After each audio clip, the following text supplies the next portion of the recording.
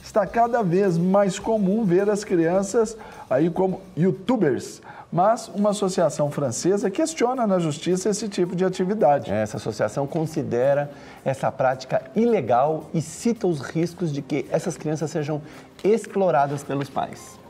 Isso é preocupante. Então é sobre isso que nós vamos debater aqui um pouquinho, mas nós vamos conversar com o advogado Rodrigo Rodrigues e também a psicóloga Simone.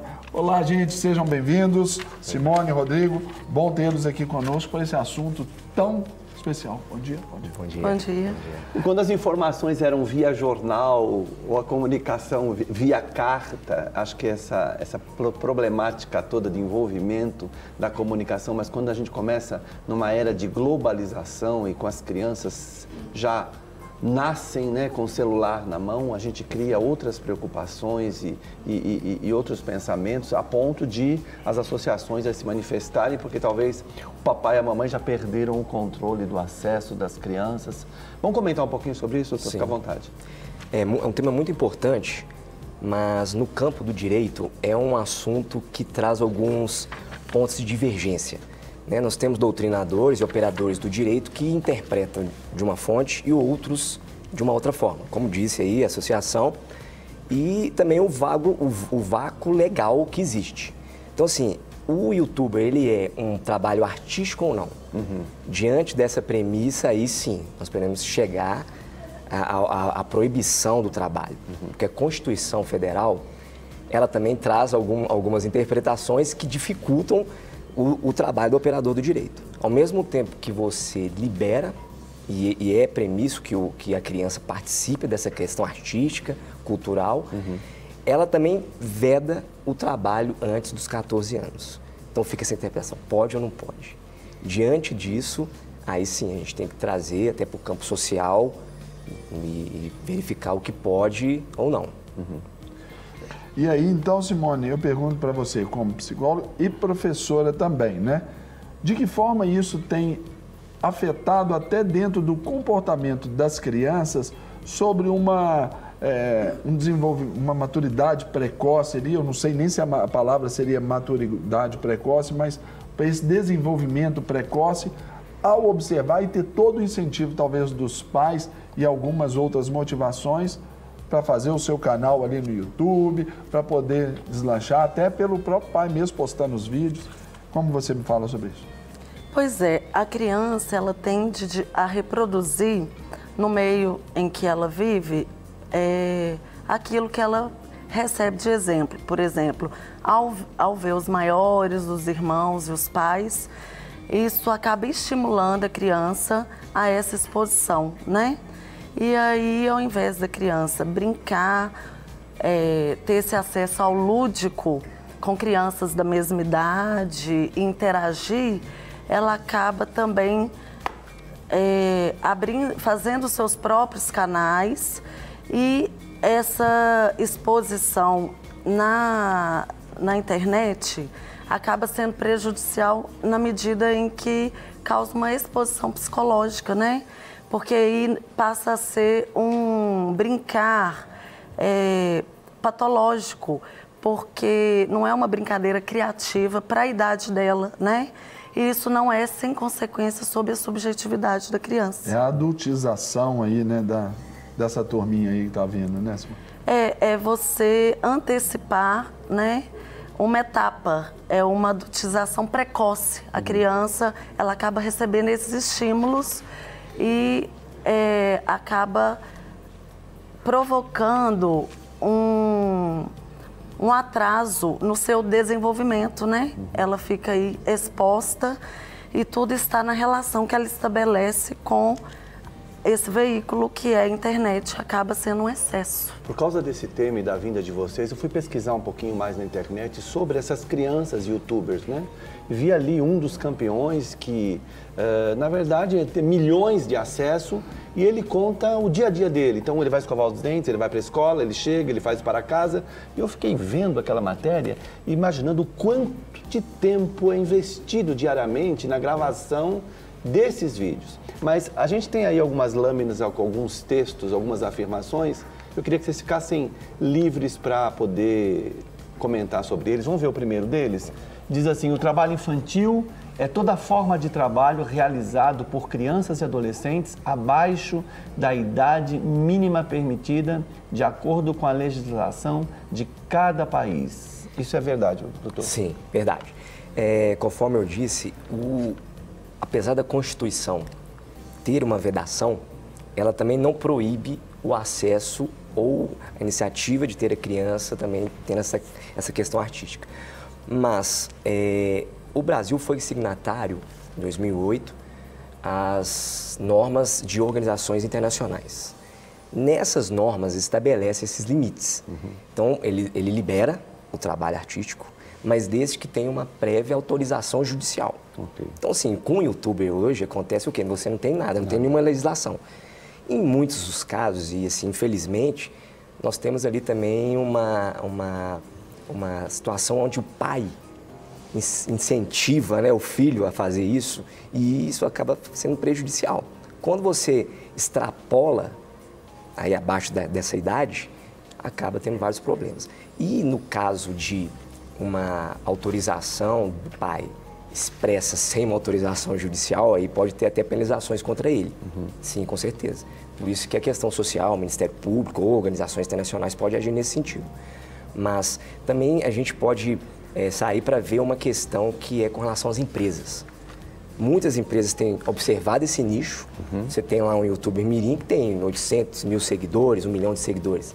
Ele disponibiliza o seu produto e para aquela quantidade de visualizações, e aí, consequentemente, você também tem uma questão de mercantilização. Simone, baseado nisso, me parece que a gente acaba delimitando alguns trabalhos e outras coisas que não são, porque a gente vê a TV sempre denunciando crianças que trabalham lá na fabricação do carvão, crianças que vendem balinha na rua, e por parecer um trabalho artístico, talvez as pessoas não queiram caracterizar como trabalho infantil esse trabalho como youtuber, né?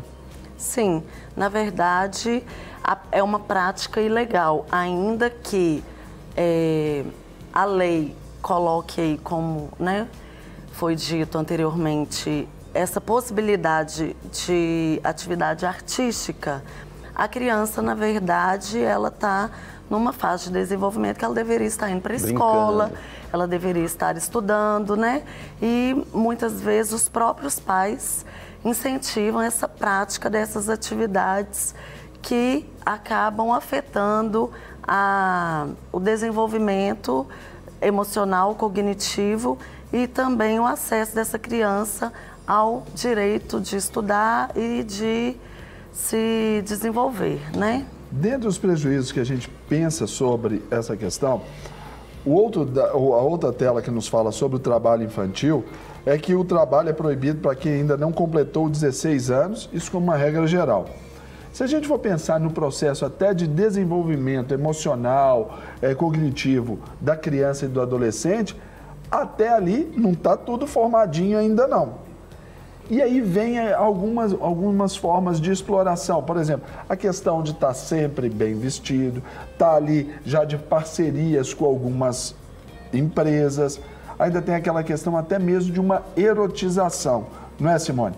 Aí, então, dentro desse contexto, a criança, ela diante da câmera, é ela e a câmera. Perde-se também no contato também social. Há essa perda e precisa ser levado em consideração, não é? Sim, aí esse empobrecimento não é sem efeito sobre a subjetividade da criança, e essa exposição excessiva à tecnologia pode causar algumas demências digitais, pode causar alguns comprometimentos até no desenvolvimento do cérebro, ansiedade, quadros de insônia, a própria questão da obesidade, né?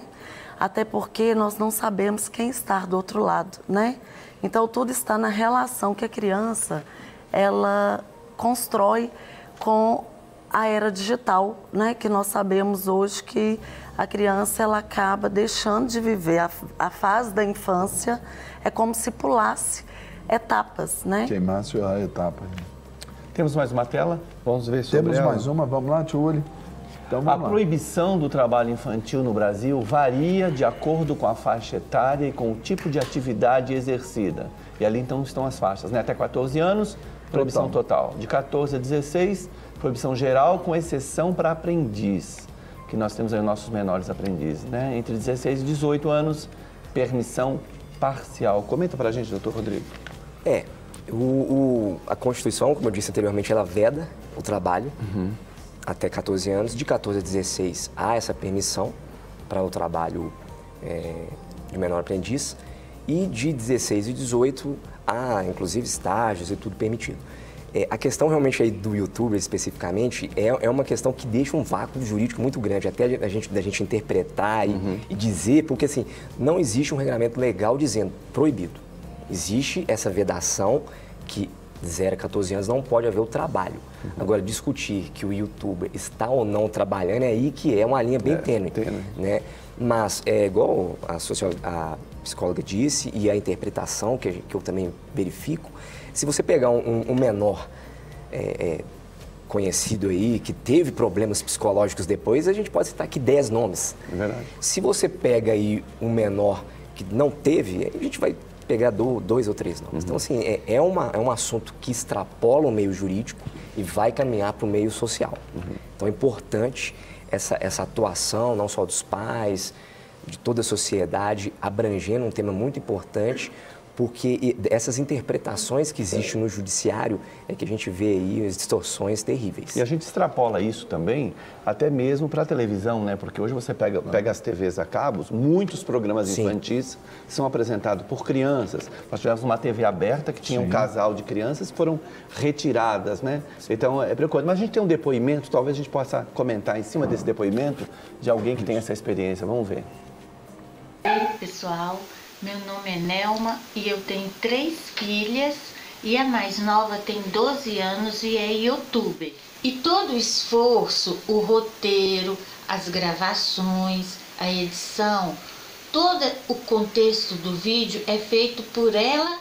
Toda semana ela grava vídeos e eu procuro estar sempre acompanhando, vendo de perto o que está acontecendo. O histórico do vídeo, com quem ela grava, qual o assunto. Essa geração é muito conectada. É muito legal ali, a gente vê uma menina graciosa. Aí, Simone, eu coloco para você aqui o seguinte, dentro desse depoimento, é uma mãe que está de perto, ela nos afirmou ali que está de olho em todo o processo. Isso é muito interessante, salutar, porque está vendo ali essa questão da diversão da filha. Mas eu quero levar um pouquinho adiante. E quando a criança ela passa a ter nos seus próprios valores o seu número de likes, de views ou de seguidores?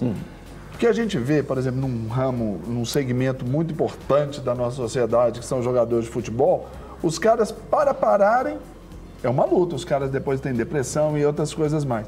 E essa turminha que vem por aí, Simone, comenta pra gente. Pois é, como eu disse, youtuber mirim é uma tendência aí a se tornar, já é uma profissão, a se tornar uma profissão do futuro, né? E essa era digital, ela vai fazer com que queime essas etapas e muitos pais, no caso citado, a família participa monitorando, mas a gente tem aí tantas crianças cujos pais nem têm esse conhecimento, né? E o acesso precoce da criança ao mundo digital, ele pode trazer consequências, como, por exemplo, estimular ao consumo, né? E como a gente não sabe o interesse, o uso que muitas pessoas fazem disso, a gente não sabe quem está do outro lado interagindo com essa criança, né? Então, essa criança ela pode vir a ser vítima de abuso, ela pode estar interagindo com um pedófilo, ela pode vir a ser explorada, né? E isso pode impactar, inclusive, no desenvolvimento, porque ao invés de ser uma brincadeira lúdica criativa, acaba deixando de lado a fantasia, né, da criança. E aí ela acaba tendo a sua privacidade publicizada, né? O que é privado acaba se tornando público.